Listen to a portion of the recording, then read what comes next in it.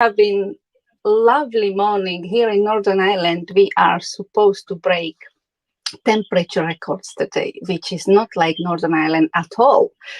When I'm saying temperature record, it's like 30, 32 they predicting. So we're going to be frying today. Anyhow, Wow.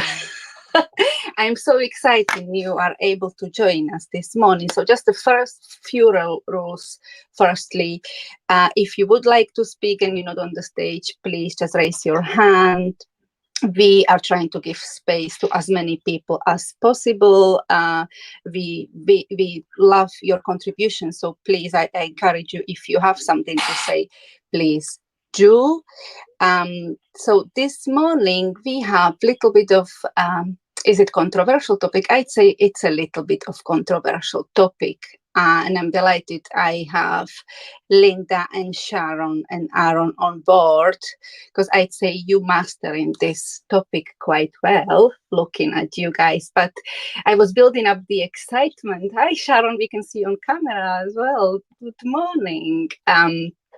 So I was building up excitement this morning because we have a special guest who will tell us his views and opinions from the expert view. And I know we have Pete joining us as well, don't we, Sharon? So we will have few proper marketing experts on board.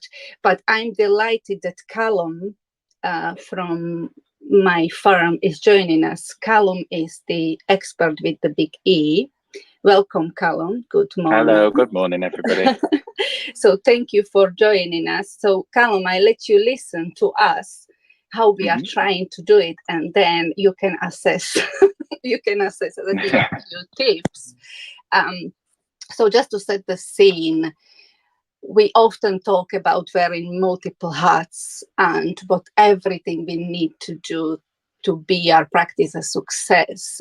And one of those hats is a marketing hat, which probably wasn't as important before as it is now, but with kind of no more frontiers, barriers breaking down, it's becoming more and more important for us to be able to market ourselves and to reach out to potential prospects. And because there are no frontiers, we sometimes can or have the opportunity to reach out to the audience that we wouldn't traditionally go for.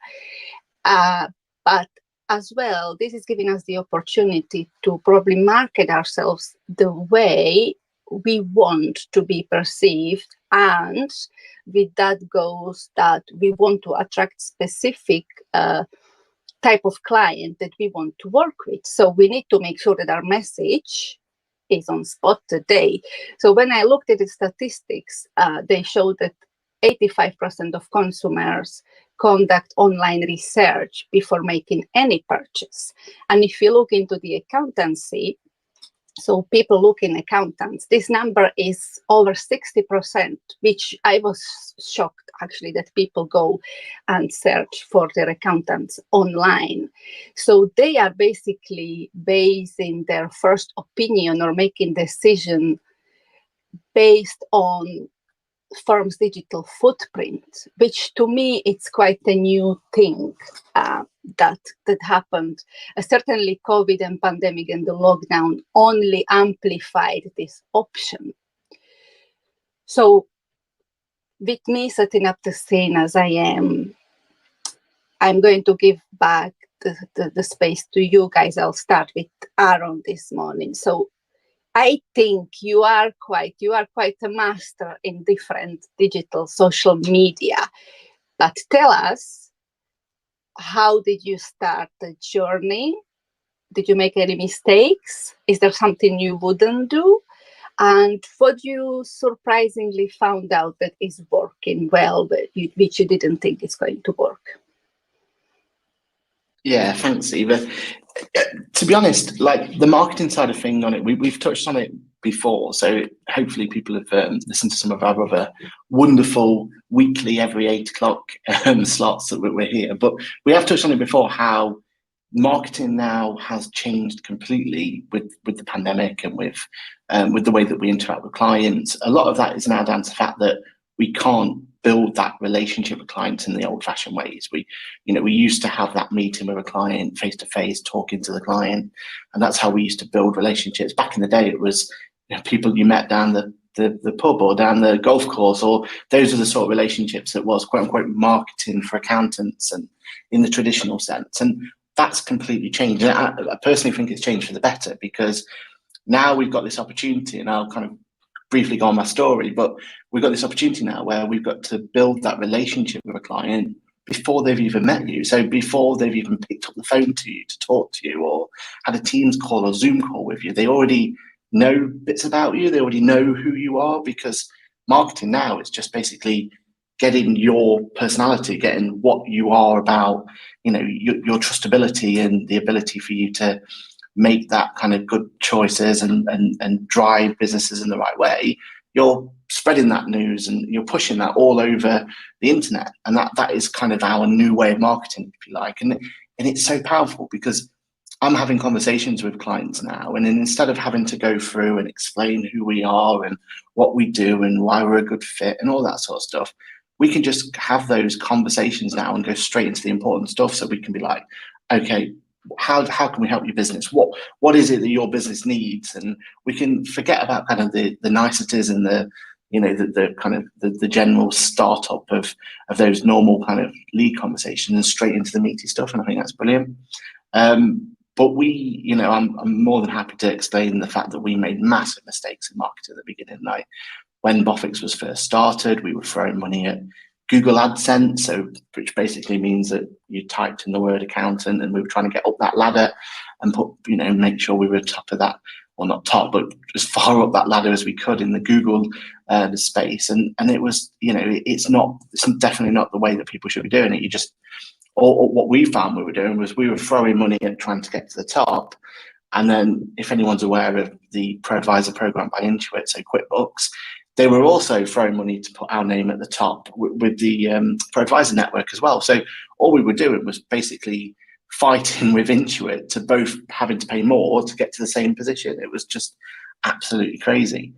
But the reason that we kind of changed our whole way of looking at it was, again, mainly down to the pandemic. We'd already kind of had this idea in mind of how we wanted to market ourselves, how we wanted to become digital friendly, digital first, and have a social media presence that was relevant. And we already kind of had that journey set out. But the pandemic just forced our hand, because suddenly we had to tell everyone what furlough meant. We had to tell everyone what the bounce back loan meant and how they could be affected. And the only way we could physically tell everyone that we needed to tell was by social media and by marketing and pushing that content out there. So we pushed ourselves right into the world of video digital marketing. And it was all about the fact that YouTube itself was our main platform and still is our main platform. But it was such a huge reach to people, and we were able to put as much content out there as we possibly can, which wasn't just content that was helping others or our client base and helping others get the information they need, but also was a brilliant form of marketing, because you were building that relationship, building that trust with people, because you were happily explaining to people how to survive and how to get their business off the ground and keep going during the pandemic.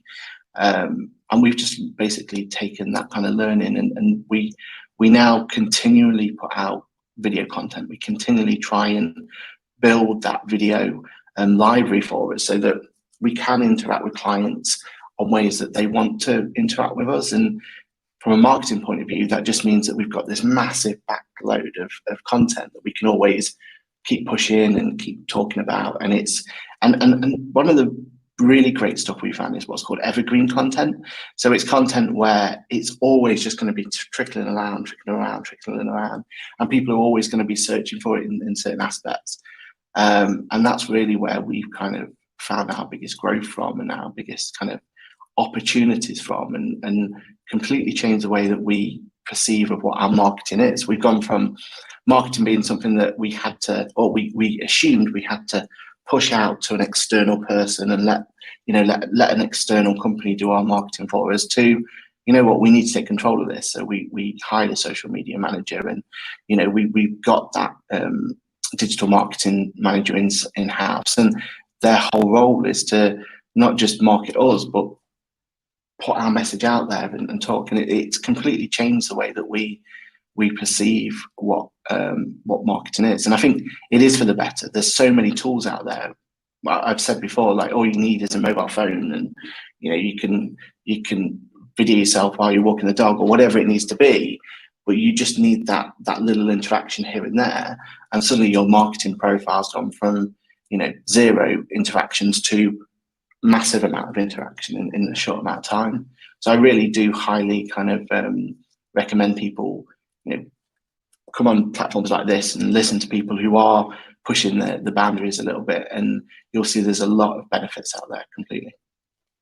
It's very interesting. A few things we're probably going to elaborate on further, but I'd say if I use an analogy, you described, if we have proper marketing, we are eliminating almost like the first date.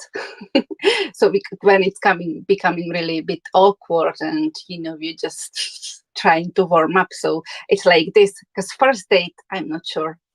It is exciting, but it can be a bit awkward at the same time.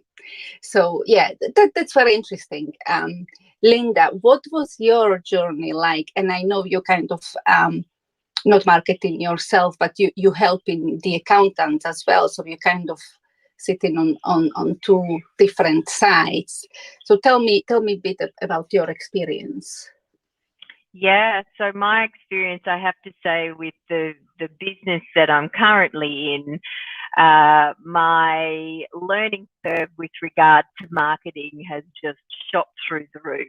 And I'm actually really enjoying learning about marketing. Now, I came out of public practice and, that environment where, when we look at it, you don't have to market. You get your referral, people have to do compliance, they have to do that work, and referrals are generally where you tend to get new clients, or where work gets generated, or offering more services with existing clients. So marketing hasn't been a thing in the accounting industry. Now, what we're looking at is, when we go into the future, some of those underlying things around compliance are starting to go away. We're starting to lose them, through digitalisation and a whole lot of other things. And then also, people are wanting to leverage into advisory, which is a whole different area. And marketing plays a big role in that. So I think if we think about it from an accountant's perspective, we would love our clients to understand their bookkeeping or their numbers, and we're happy to teach them, because when they understand that, they make good decisions. So I think if we flip that to marketing for accounting, we shouldn't be frightened of it. We should learn about it. We're great learners. We're great at taking in information, because to make smart business decisions, you've got to have a reasonable knowledge of what this is. Now, marketing in the traditional sense, which Aaron touched on, it was done differently, 5, 10, 20 years ago. And we're seeing that ramped up, like you said, with regard to COVID and being locked down. And our up-and-coming business owners, or our business owners of today, grew up with a smartphone in their hands. So we are in digital marketing world, and again, even from traditional marketing channels, whether that's TV, radio, print, that sort of thing, digital marketing is another whole different discipline in itself. And getting those whole principles of, like you're saying, I love how you aligned it with a first date. So getting that first date happening, or that information out there in a digital format, in a way that people are going to connect to, that's tricky. And you've got to sort of understand how that's going to work. And so I think the thing, and just on top of all of that, most of us are introverts. Most of us don't like putting ourselves out there. When it comes to digital marketing, you really got to front up and be you, because you can't send a robot on a date, can you? That's not going to work. You've got to be there. You've got to, put yourself out there. And for me, then if you talk about my journey, then flipping to the side of having a business where, oh my goodness, I'm front and center all the time, and it's confronting every single day that I see my photo up somewhere or something, or a video or whatever. Yeah, like I said, my learning curve's just gone through the roof, but I've had to learn to become comfortable with putting myself out there and sharing myself. And for accountants, I think if you truly want to be successful in digital marketing, is to become comfortable with finding your own voice. And I love what Aaron said about we need to control this in-house. You don't need those big flash marketing agencies unless they're going to work very hard with you to understand who you are and what your voice is. Authenticity is so important in the digital world, and those whole principles of know, like, and trust in the digital world, you got to learn how to do that. And the only way to do that is to put yourself out there. So I can see how there's a lot of challenges for accountants when it comes to marketing, and it's very easy just to go, here, marketing agency, take my money and do this. But, you know, we're conscious of what we're spending. They're not getting the results that we thought we would. We don't really understand it. So how do we even, you know, map it and measure it? Like, you know, we've not set goals. We've not really understood who our target market is.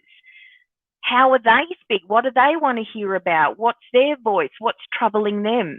There's so much to learn about digital marketing and the platform and what works best with that.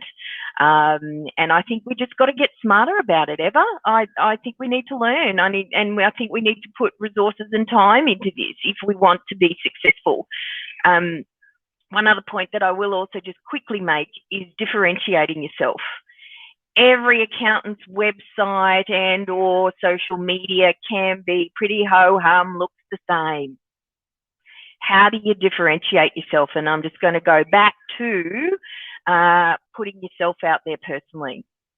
Authenticity, putting yourself out there personally. What do you stand for? Who do you want to work with? What are the wins and losses with clients, and what's all going on?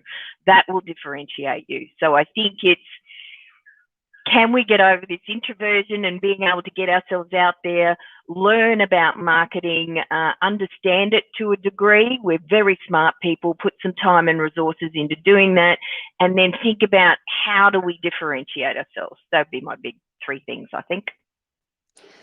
Goodness, well, you described it spot on, but you know what, in the traditional accountant's mind, this is very scary. This is absolutely, like, we usually, you know, compose cool, we know all the answers and being authentic. It freaks me out every day, Eva. Yeah. It freaks me out every day.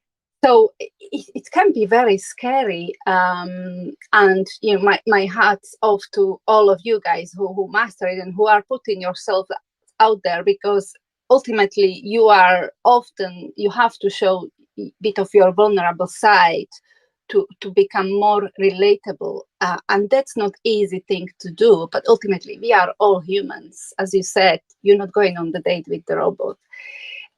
Sharon or Pete, because we have you. Thank you for joining us. What do you think? What you heard so far?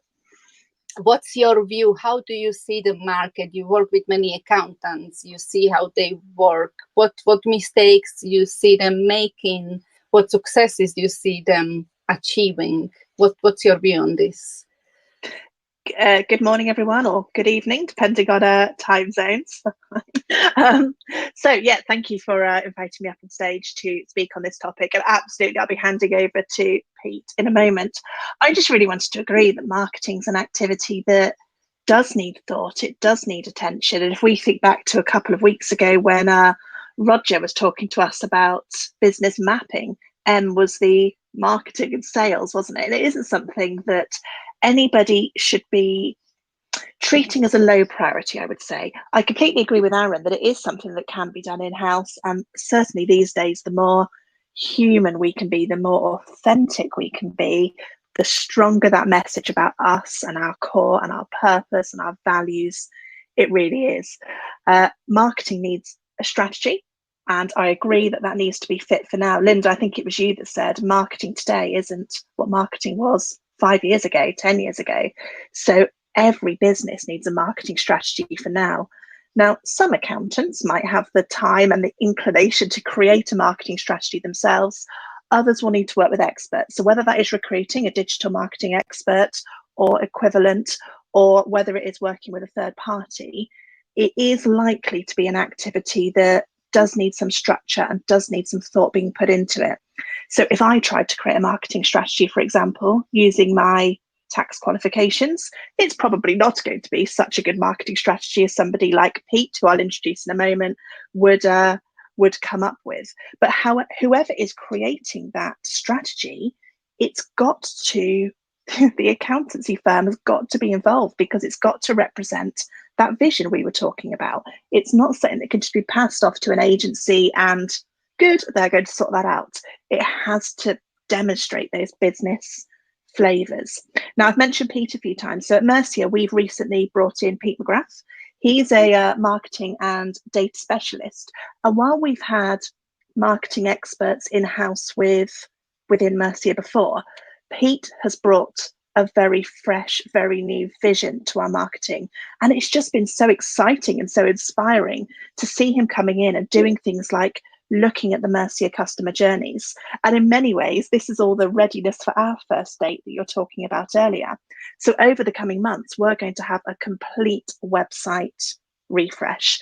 We've been doing, these are the products that Mercia sells. That's been our marketing message. What it's going to turn into are, these are the solution. Well, Pete will be much better at talking about this than me, but these are the solutions that Mercia has. These are the ways that Mercia helps. These are the problems. These are the answers.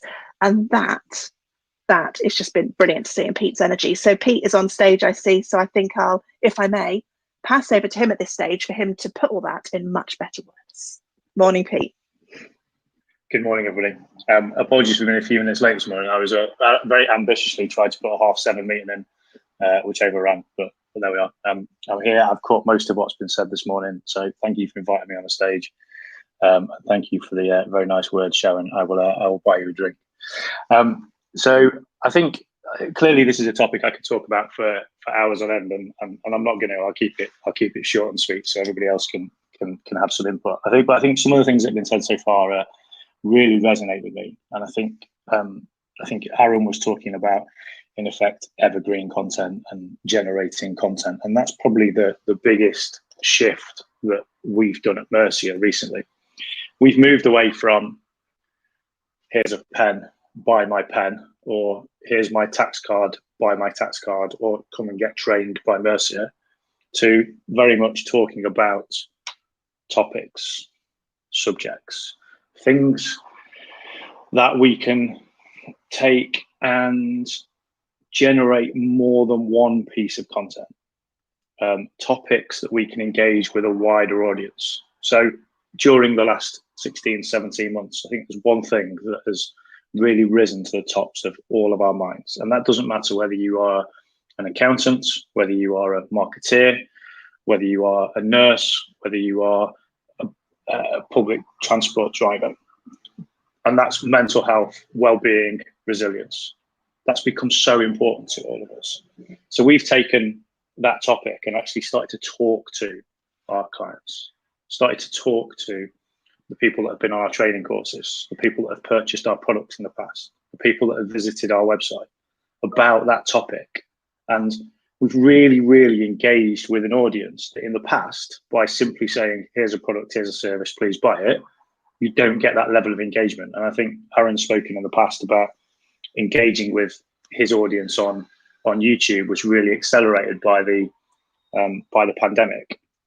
And he's got a huge level of engagement from clients, which ultimately has led to a greater number of leads via that channel. So we're now talking and communicating in a content marketing approach, opposed to more of a products and services approach, or certainly leading with products and services. Sharon mentioned there about problems and solutions, and I think that's much more of the way that we're looking to engage, and the way that I would suggest that if you're in this space, that's exactly what you need to be doing. You need to be. We spoke in previous sessions about advisory, and Linda spoke very articulately about how she's entered that space and had some really good successes. And ultimately, when you strip that down, that was about talking to your clients, understanding their requirements, understanding their pain points, and then seeing what you can do to help and support them. And you can't do that unless you understand their business, you understand their business strategy, and then in this case, you then build a marketing strategy on top. So the principles are exactly the same as we've taken when we look at something like advisory. And then a couple of other things just to touch on. So I think it was Linda this morning that said, how do we measure this? What do we know? How do we know what success looks like? And that's a phrase that I use quite frequently, and Sharon will have heard me say many times before. Before we do anything, what does success look like? What are we trying to achieve?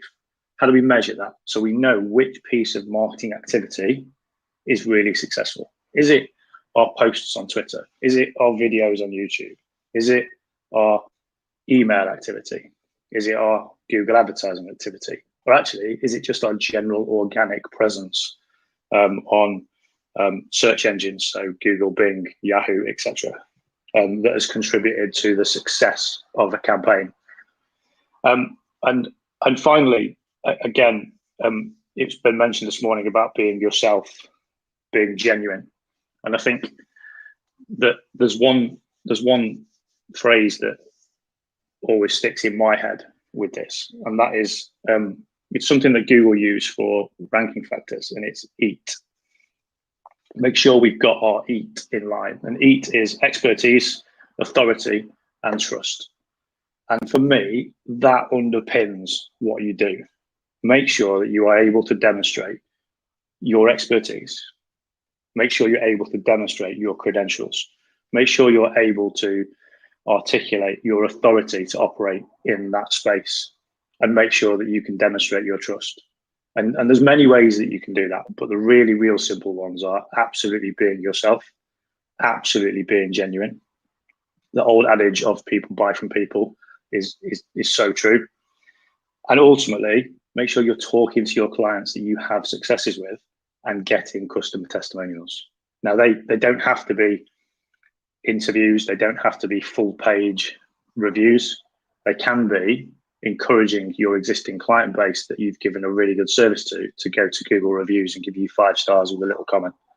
Can be a quote and a picture that you can then use on your website to again demonstrate that expertise, that authority, that trust.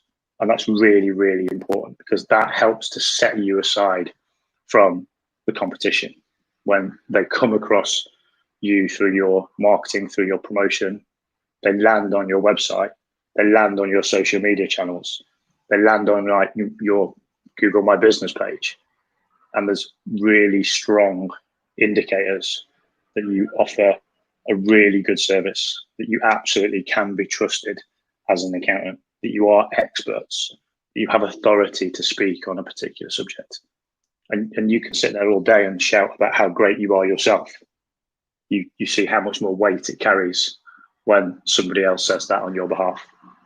And ultimately, that's as I say, I could talk for hours about this subject, but just wrapping some of my key thoughts into a few minutes, that's kind of my views, and back over to you guys.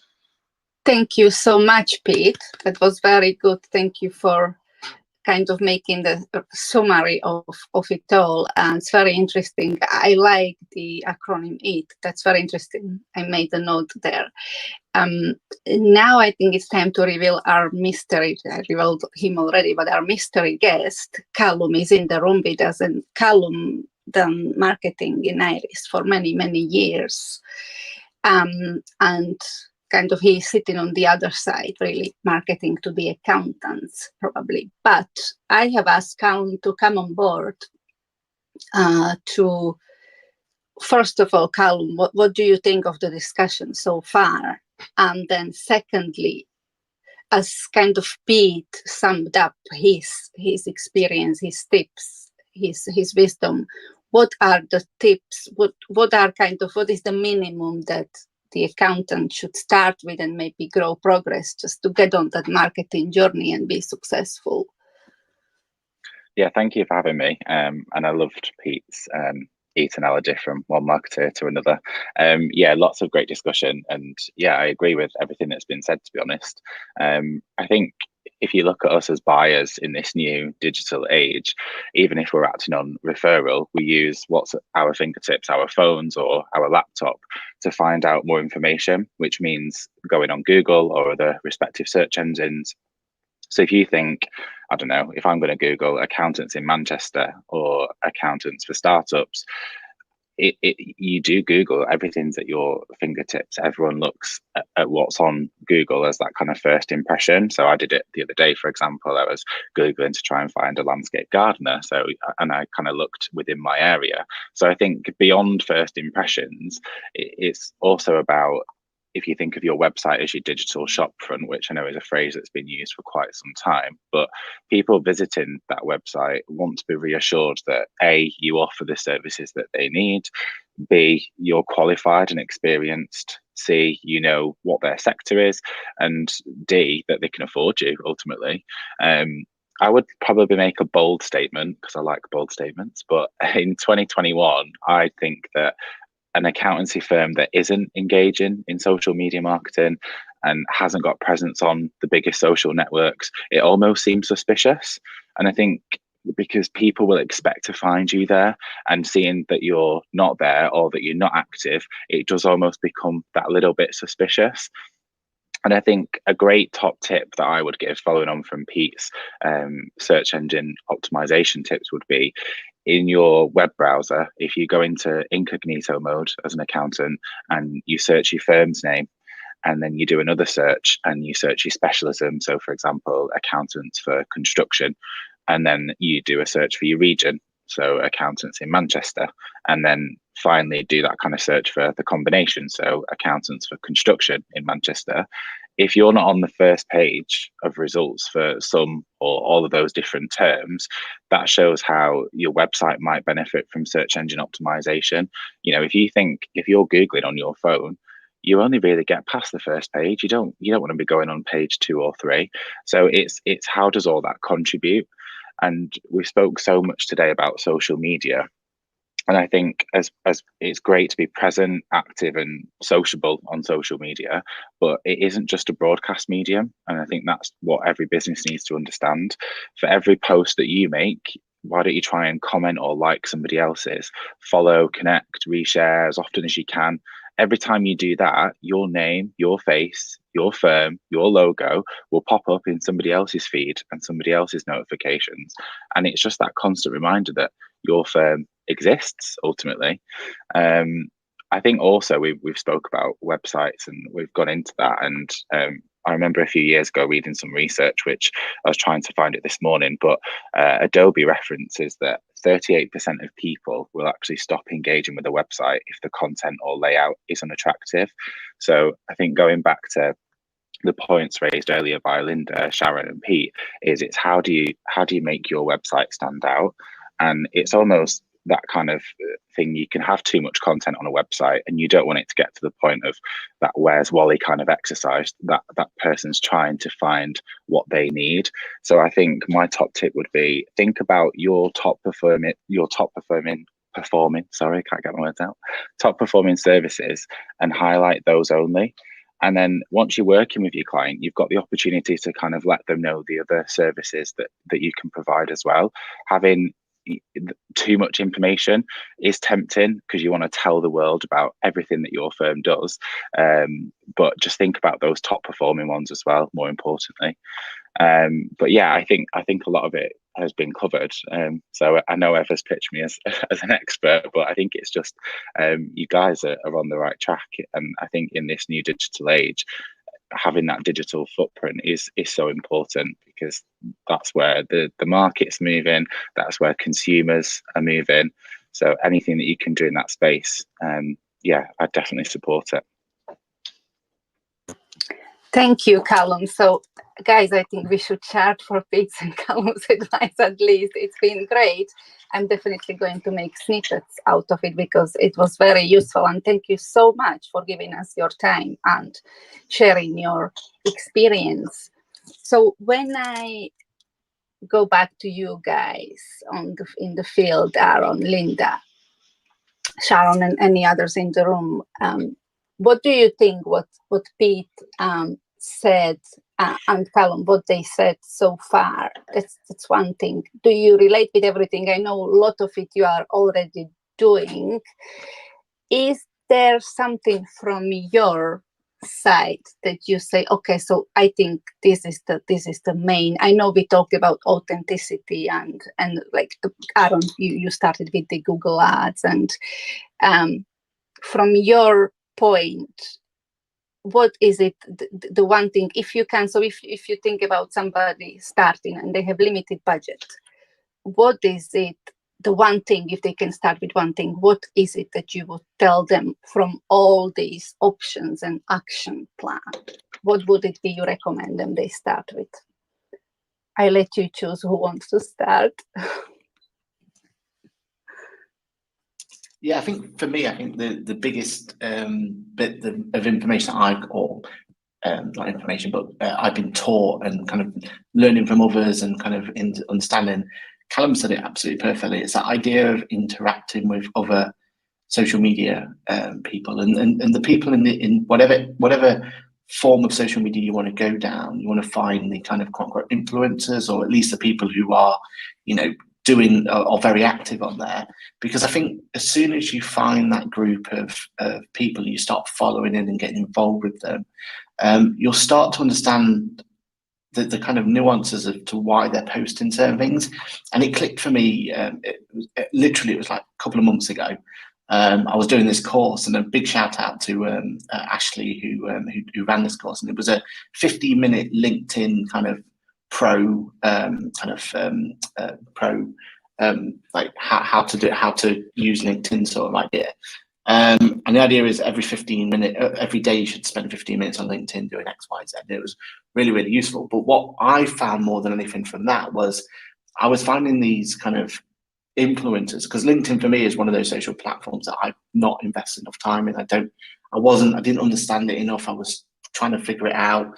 But when I kind of spent some time looking at what others were doing and everything else, it suddenly clicked as to, you know what, that's why they're posting about that topic. There's always an underlying reason for posting about or commenting or talking about this particular issue. Whereas before that, I just saw it as kind of like, I didn't really grasp why they were posting about X, Y, Z. But the more time you kind of spend looking at others and watching others interact with those social networks and how they interact with them, the more you'll understand as kind of they're doing everything for a reason. Aaron, you went on mute all of the sudden.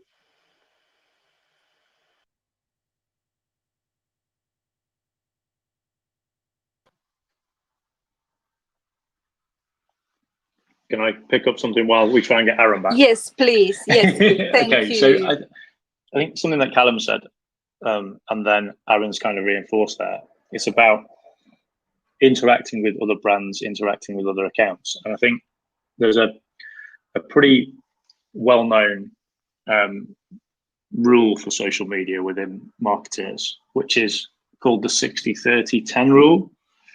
And this is where your social media activity should be 60% should be sharing other people's content. It should be not all about yourself. It should be what's called curated content, where you're taking other people's news, other people's articles, commenting on them, sharing them. Depending on the platform, you might be retweeting them, you might be quoting them. 30% of your content on social media should be your content. So your free content that you're making available. That might be opinion pieces, thought leadership pieces, could be blogs, could be white papers, could be content that is interesting to the audience, that will get them engaged, and it will be informative to them. And then 10% should be about promoting your company.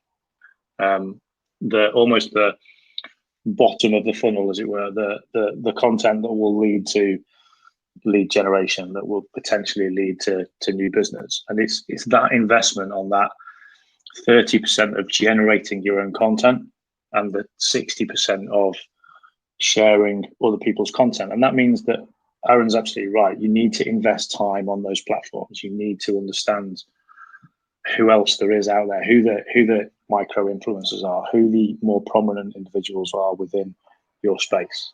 And it doesn't need to be huge amounts of time, a small amount of time every day, just to sort of have a quick look, almost like we're checking into the news on your morning commute. Can you spend 15, 20 minutes every day looking at other people's content and work out who are the people you need to follow, who are the people that you need to add to your lists of people you check in on a daily basis? Can you bookmark their content for future use to then come back and post it in 2-3 days time when it fits in with your schedule? And I think that's a really important way to make social media work for you. It isn't, as has been said already this morning, I think it's Aaron, that it's not a broadcast tool. It's not solely a broadcast tool. And there's many brands that make that mistake, that it's all about them and they just broadcast. And you'll see that the levels of engagement on their posts will be really low, and the leads and the traction that they get from those social media platforms will be poor, and then they won't invest the time in them. And it's that vicious circle. Let's invest that time in the first place, share other people's content, engage with your audience, comment, share, like, interact with your audience, and then you'll reap the benefits further down the line. That's very interesting, Pete. Thank you for saving us, stepping in, but it wasn't just filling the gap. This was, again, another great thought. Aaron, do you want to give it a go to finish saying what you wanted to say? Yeah, thanks. Sorry about that. And all I was going to say was kind of what Pete was bringing up there is that whole idea that once you've once you have found out that you've got you've got those list of quote unquote influencers or micro, I think micro influence is even better term, and you've got that kind of content that you can follow. It's just understanding that why they're posting certain things, because the reason they've got to where they've got to, and they've been able to get such a big following, is because of the content they're producing is just so relevant and so on point. And I think that's, for me, was a big kind of point where I was like, you know what, I can't just keep going and posting the same content on my Instagram, Twitter and TikTok and YouTube, and I can't just do one post and just push it on each platform and just hope for the best. I need to be a bit more clever in the way that I'm doing things, and again with the business, we've got to be more clever in the way that we post things and what our audience is going to be on each of those platforms. And that was a big kind of aha moment for me. And I think the sooner that people kind of see that and understand that the post people are putting out there isn't just noise, they're not just doing it just to, tick a box every day to say that I've put a post up or whatever it's going to be. They're really, well, definitely the top ones out there, they're really thinking about what it is they're doing, why are they posting it, what do they want to get out of it. And as soon as you kind of have that kind of awareness of that and start trying to think about why are they posting it and question what is the reason that so and so is posting this thing, and as soon as I think you start thinking like that, it starts to come to you as to go, actually, that's the sort of content I can do, because I understand that they're asking that, or they're trying to engage with that question, or they're trying to, bring up that conversation topic. And once you start seeing that, I think that for me is where I've started to go, actually, I can kind of understand what the social media content for that platform is all about. And I think that for me has been the best learning curve I've got. So, just try and find those influencers, try and understand what they're and why they're posting things. I think that takes, gives you a massive step up going forward. Thank you, Linda. Yeah, hi. I just wanted to pick up on something Callum said before, actually, about if you don't have a presence in the digital marketing world, that it looks a little bit suspicious. Now, your clients are out there looking for an advisor or an accountant that understands a modern business or understands what's involved with the modern business. So if they're not seeing you on, and it's a big part of what they probably do, or they need a presence there as well. So if you're not there, they start to go, can they really understand my business? Can they really help me? So I think that's a really important point. And I also think, you know, that the whole concept of creating authority off the back of others. So standing on the shoulders of giants that came before you, you know, to learn and to build authority from commenting or posting. I think that's really important, because if you work out the types of clients you'd like to work with, and I wonder who they're listening to or who they're following, and then you just happen to pop up in there and make comments and do things like, you know, show your authority, but utilizing somebody else's post that they've started or whatever and making those comments, they're going to watch you too. So, you know, you don't even need your own page or whatever, you know, it can just be those comments. So I think, again, if you asked before, Eva, how do you start? We've got really no money, no time. How do we start to do this? Use comments, sharing people's content, and putting your own spin on that. That's where I started. Actually, I didn't have time, and I just saw some great articles, and I put my thought and my spin on them and reshared them. So I think that's good. And one final thing: do the simple things well. You know, so when you put a profile pic up, put a nice profile pic up. Don't put a dodgy profile pic up. You know, that's just not great. You don't get any dates by putting a dodgy profile pic up, do you? So, you know, I also think if you're going to use a logo, make sure it's got a nice resolution about it. You know, it shouldn't be blurry or fuzzy or anything like that. I think we can undo a lot of our good work by just not doing the simple things well. So, you know, there's some things that you can't just spend a bit of time in and get them right, you know? So that would be my wrap up. Loved it, Linda. Do simple things well. I think that's the key. But loved the analogy. I think we always are going to associate marketing with the first date, which is good. No, that's great. Dheeraj, you asked to come on stage. I know you have been keen to talk about this topic with us, so I'll give you the stage. I'm not going to ask you anything because I assume you have something you want to add. So the stage is yours. Thanks so much, Eva. I think it's an absolutely amazing discussion going on, and specifically with regards to accountants who are challenged on time and marketing skills, both. It's very. I mean, if there are people who are listening into it, there was tons of information which is very, very useful for them to kind of help build their brand and help build their marketing. I would like to bounce off on a couple of things, and I also wanted to add a couple of things of my own. Firstly, what Linda said, doing the basic things right, that is absolutely imperative. Having a good brand, having a which is in line with your value proposition, which is in line with what the customers would want to see on a digital platform. You know, why not, if you're doing, basically, if you want to put a photo, why not go ahead and do a photo shoot and put some really nice photos out of yourself, and so, because you know, the quality always matters, and it always shows, and people always kind of stop at images or photos or things like that which stand out when they are scrolling through social media posts and content. And when we are talking about marketing problems, it differs, I think, from being somebody who's a solo accountant, solopreneur, started his own practice, is working solo, to a small firm, to a mid-size and to a large firm. I think people who have just started, for them, the challenge is to have a basic presence across all sides, and then, you know, doing some basic comments like engagement and posts. And for a small firm, for example, the firms that I work with, the accounting firms that I work with, marketing was not the only problem.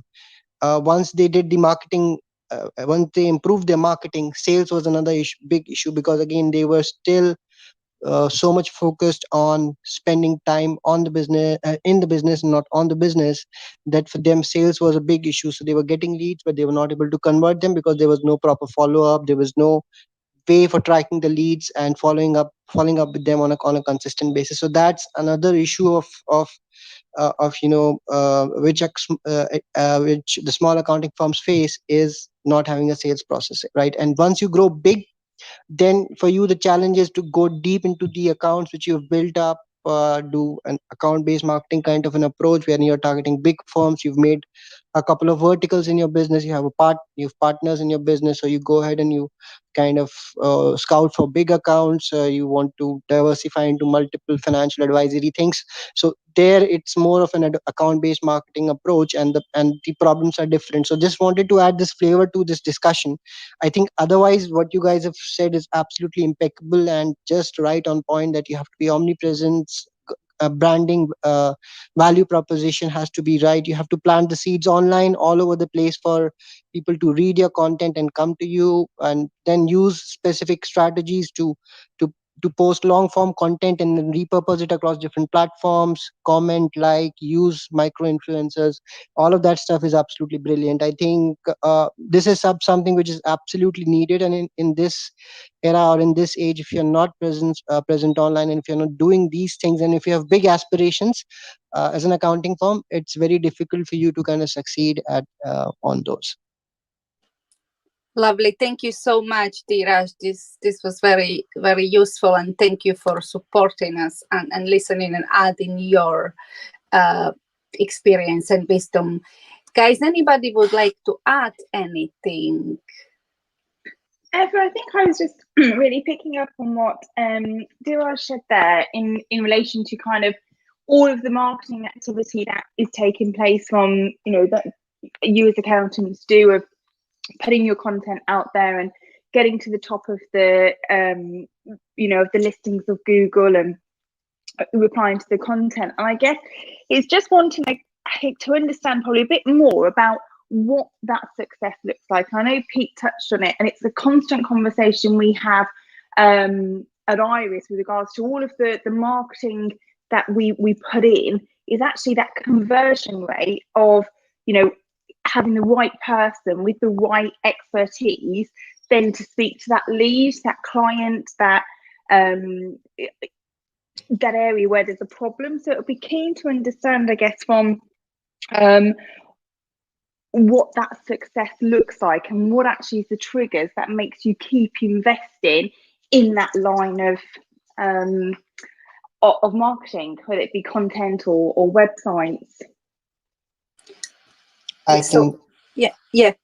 Sorry, what does success look like, guys? If you can all tell me a few sentences about that would be interesting, because probably success will look like different for everyone. Yes. So go ahead. I can explain that with an example. So for example, for one of the clients that I work with, I basically help them run social media ads on. It's a US-based business. It was firstly on COVID-19 relief lending, which was a government program, and secondly on the tax advisory and tax planning side, which helps people save dollars. So the way that we do is we run these ads. We set up automated. I think everybody would know about it. We set up the automated campaigns for them to come into the system, and basically then try and book a strategy session with them, wherein we try to convert them in that strategy session. So they click on the ad, they go to the landing page, they submit their details, and they try and book. And we try and book an appointment. If they don't book an appointment, we nurture them into through an email sequence for having them to book the appointment again. If they still don't do it, we kind of put them on an email newsletter, which then nurtures them further through different programs. And that's how we try to bring them into a strategy call with our clients, so that for different things that they are doing, so that once they come, they come and they are able to convert them. How we are able to convert them is again very, very important. So basically, when you're sending out auto reminders to people, what is it that you're sending out to them, right? On for example, if you have a meeting with me coming up a day before, you want the client to be excited. So how to build that excitement up to the meeting? So because there's a lot of dropout as well, which happens in the meeting, so reducing that dropout. And then once they come to a meeting, what are the right questions to ask them? How do we engage with them in a meaningful way that it improves the conversion? What's the script that we follow? And so that's the kind of across the value chain of the marketing and the sales process, you need to tighten all these screws and nuts so that anybody who is basically coming through your is kind of interested in your thing is getting, you are getting the bang for the buck for that. And if somebody is basically seeing your ads and not acting on it, but he saw your ad but clicked on that but did nothing, did not submit anything, we do retargeting through Facebook. So that's just one tactical strategy which I just spoke about. We use different methods for LinkedIn and for Instagram and so on and so forth. And just to say, Instagram is really good if you have a good brand, if you have a good personality as a personal brand. If you can, if you can portray yourself well, Instagram works really well. And that was kind of something which I was not aware of. And when in the past couple of months, I have seen people done absolutely amazingly well through Instagram as well. So all of these platforms are very powerful. You also have to look at your individual capability and expertise and flair that you have to kind of, for example, if you're very good at content, you can go ahead and LinkedIn and post on LinkedIn and post it in a way which is very engaging. So I work with clients and they've had 50,000, 100,000 views of the content posts that they do. You know, that's interesting you say that. You're right, actually, because I think as well, Aaron, you've had lots of experience as well on different platforms and that. And I guess, I think my question really is at what point do you recognize, Aaron, that is a successful platform, or that is a successful, and I'm conscious of time, but I'm just keen to understand kind of what that success of a platform is, not the process. So for you, Aaron, how does that work? Yeah. So that measure of success, I think, is really important, and I think it's a really point. And I think what Linda said perfectly was that whole idea of having your own voice and having your own thing. So for us, our voice is training and getting people trained. So our level of success is starting that conversation and with a potential new client, or and talking to them, and the first thing they'll say is, thank you so much for that, that content you did on XYZ. The reason we're talking to you is because you solved me an issue, you solved me a problem, and now I've got this other problem, and you're the person that we want to speak to. So for us, that measure of success is helping helping a small business, helping someone get some sort of solution in, so that you're in their mindset when it comes to them, their next problem, their next issue. So our measure of success will always be training first, and if we can train X amount of clients or one person and get one business working in a better way, then that's done for us. That content's done all it needs to do. And I think each platform has a different strategy or a different, different target market. So if I look at my experience, I'm on Facebook a lot, but we know that accountants work in the LinkedIn world. So we're balancing both of the platforms off against each other, where we put that very professional message into LinkedIn, but we know linking it up with Facebook, that we know that accountants still in their downtime, they're flicking through Facebook or Instagram or something like that. So it's a different message over there to bring them across to look at us, or look at us in a more professional light on the LinkedIn platform. But I think, Louise, to answer your question, it's really about engagement. Are we getting any engagement? Are people saying thank you? Oh, great post, thanks for sharing. What's happening? And I also think, are you getting any leads from it? So, but that's all measurement and tracking, and understand all the bits. And one final thing, I think, if I may, is I think in the accounting world, I think we put one post up there, I should get a sale, that should be success.